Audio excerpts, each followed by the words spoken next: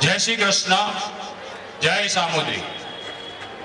શ્રી દશાશ્વટીયા વણિક મંડળ કાંદિવલીના લોકલાડીના યુવાન અને ડાયનેમિક પ્રમુખ એવા શ્રી વિરેનભાઈ માધાણી, એ ઉપરાંત મંચ ઉપર બિરાજમાન દરેક મહાનુભાવો, મુંબઈની વિવિધ સંસ્થાઓમાંથી પધારેલા દરેક હોદ્દેદારો, જ્ઞાતિ આગેવાનો, એ ઉપરાંત કાંદિવલી સમાજના જ્ઞાતિ ભાઈઓ બહેનો અને મારા વહાલા વિદ્યાર્થી મિત્રો, આજે કાંદિવલી સમાજ 75 વર્ષ પૂરા કરે છે. 75 વર્ષ એટલે સમજો ને કે ભાઈ આમાં બહુ ઓછા લોકો હશે કે આ મંડળની સ્થાપના થઈ ત્યારે એમને ખબર હશે, અથવા તો નાના હશે બહુ, ત્યારે આ મંડળની સ્થાપના થઈ છે. અને અમે જે બધા અત્યારે સમાજમાં કામ કરીએ છીએ એમાંના તો કદાચ બહુ ઓછા લોકોનો બર્થ પણ થયો હશે, બાકી બધા નાના નાના હશું. હવે આટલો મોટો સમય પલ્લો કાપી લીધો છે કાંદિવલી મંડળે, અને આ જગ્યાએ પહોંચાડવામાં બહુ બધા જ્ઞાતિના કાર્યકરોએ એમનો સમય એટલે કે તન મન ધનથી સેવા આપી હશે, ત્યારે આટલું મોટું કાર્ય અને આટલી મોટી સંસ્થા એ ઊભી થઈ અને આટલા સમયથી સતત કાર્યરત છે. એ દરેક લોકોને જેમણે પણ આ સંસ્થાની અંદર આ સંસ્થાને આગળ વધારવામાં જે પોતાનો તન મન ધનથી સમય આપ્યો છે એ દરેકને ખૂબ ખૂબ અભિનંદન. એ ઉપરાંત આજે 75 વર્ષની ઉજવણી પ્રસંગે આપણી જ્ઞાતિના મોટા ભાગના આ પરિવારો લગભગ વૈષ્ણવો છે અને પુષ્ટિ સંપ્રદાયનો ધર્મ પાળે છે. તો એના 3 મહત્વના અંગ કહેવાય એવા શ્રી ગોવર્ધનજી, શ્રી યમુના મહારાણીજીની લોટીજી અને યમુના રાણીજી, અને એ ઉપરાંત 84 બેઠક, આ ત્રણેય મનોરથોનું ભવ્ય આયોજન કર્યું છે. સુંદર મજાની સજાવટ કરી છે. આ જઈ અને દર્શન કરી અને ખૂબ ખૂબ આનંદ થયો છે. હવે મારે વિશેષ તો ખાસ કહેવાનું છે કે દરેક સંસ્થાઓ હંમેશા કાર્ય કરતી હોય છે સમાજમાં. અહીંયા વિરેનભાઈ લગભગ 3 વાગ્યાથી એમની ટીમ સાથે દરેક કાર્યો કરવા માટે હાજર હતા, પરંતુ હું જ્યારે આવ્યો અહીંયા 5 વાગે ત્યારે પણ લગભગ 150 જણા હાજર હતા. અને સરસ મજાનું જો આયોજન અને શોભાયાત્રા કાઢવાની હોય તો સમસ્ત કાંદિવલી સમાજ કેમ અહીંયા હાજર નહોતો? આ દરેક લોકોએ વિચારવાનું છે કે શું આપણે આપણી જ્ઞાતિ માટે વર્ષની અંદર એક દિવસ 3 કલાક કાઢવાના હોય એ પણ આપણે નથી કાઢી શકતા?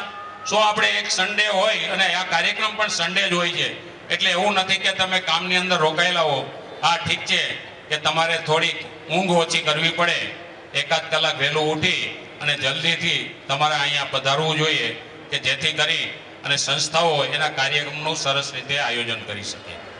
આ ઉપરાંત કાંદિવલી સમાજના જે કોઈ વિદ્યાર્થીઓએ પાસ થઈ સારા માર્ક્સ લાવી અને જે અહીંથી ઇનામ મેળવ્યું છે એ દરેકને હું ખૂબ ખૂબ અભિનંદન આપું છું.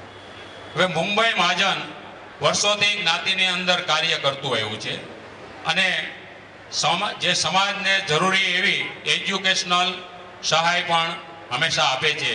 એ એજ્યુકેશન સહાયની અંદર લગભગ 2018થી મોટો વધારો કરવામાં આવ્યો, અને એ સહાયને લગભગ 5000થી લઈને 50,000 સુધીની વિદ્યાર્થી દીઠ વિસ્તારવામાં આવી. દર વર્ષે મુંબઈ મહાજન લગભગ 32 થી 35 લાખ રૂપિયા જેટલી એજ્યુકેશનલ સહાય કરે છે. એમાં છેલ્લા 4 વર્ષમાં હું જ્યારે 2022માં પ્રમુખ બન્યો ત્યાર પછી આપણે મુંબઈ મહાજનની પ્રવૃત્તિનો થોડો વિસ્તાર કર્યો. એટલે કે આપણા મુંબઈમાં લગભગ 280 થી 300 પરિવાર, જરૂરિયાતમંદ પરિવારો છે, અને એવો પોતાનું રોજબરોજનું કામ કરીને પોતાનું ગુજરાન ચલાવે છે.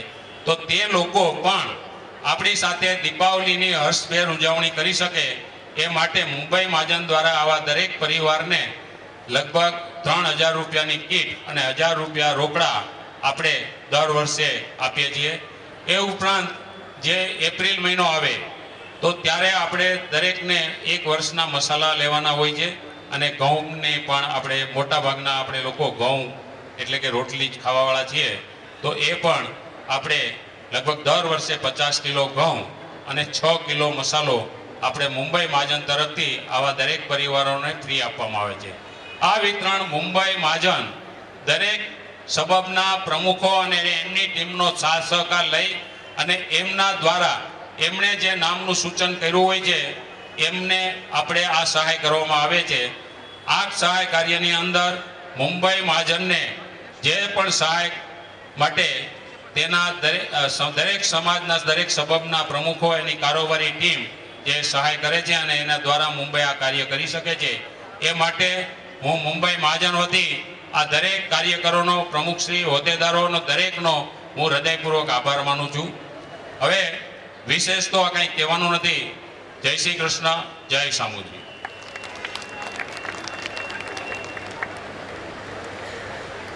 Thank you so much. અને હવે આપણા અતિથિ વિશેષ શ્રીમતી ક્રીનાબેન મહેતા અહીં આગળ આપણી વચ્ચે ઉપસ્થિત છે. તો એમનું સ્વાગત અને સન્માન કરવા માટે શ્રીમતી નેહાબેન માધાણીને હું નમ્ર વિનંતી કરીશ કે તેઓ શ્રીમતી ક્રીનાબેન મહેતાનું કાંદિવલી મંડળ વતી આવકાર અને સ્વાગત કરે.